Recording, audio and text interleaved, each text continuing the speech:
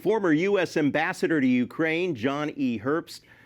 Ambassador, thank you so much for joining us. As we know, French President Emmanuel Macron says that President Trump was very clear in the meeting that the U.S. wants to achieve a ceasefire. Do you think that President Trump is capable of securing this deal with his meeting coming up on Friday with Russian President Vladimir Putin?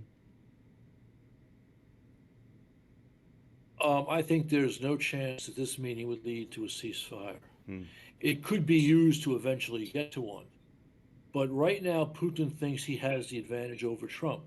Because remember, just 1 week ago, the American position was, the Trump position was, if Putin does not agree to a ceasefire by August 8th, massive sanctions, massive tariffs will be imposed on Russia and its principal trading partners.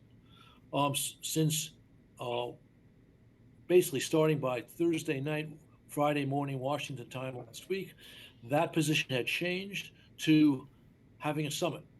So Putin was able, by proposing a meeting, to avoid sanctions. And only serious pressure on Russia could lead to a stable ceasefire.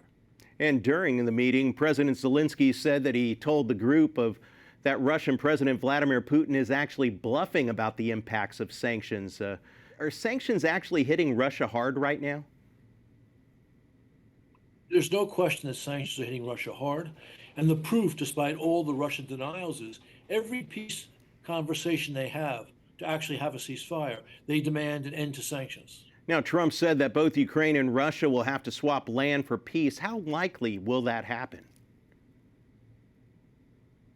Well, Zelenskyy has expressed a willingness to compromise, including on territory, but he needs strong measures on security. Russia has expressed no interest in compromise whatsoever, and that's something that American policy needs to take into account. Now, what if there's no progress following this meeting on Friday with Putin? What's next then? The war continues?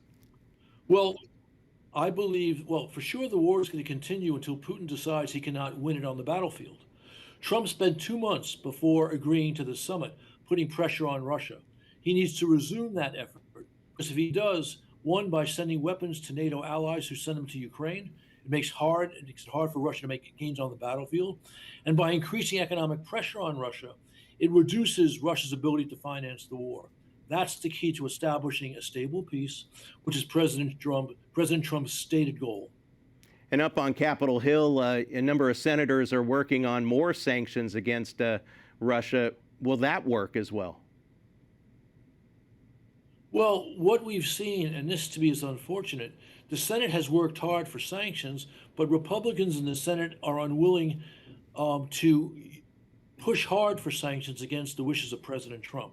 If the Republicans in the Senate were willing to do that, I think that would increase the odds of moving towards serious economic pressure on the Kremlin faster.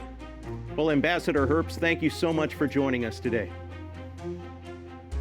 My pleasure. Thank you. Bye-bye.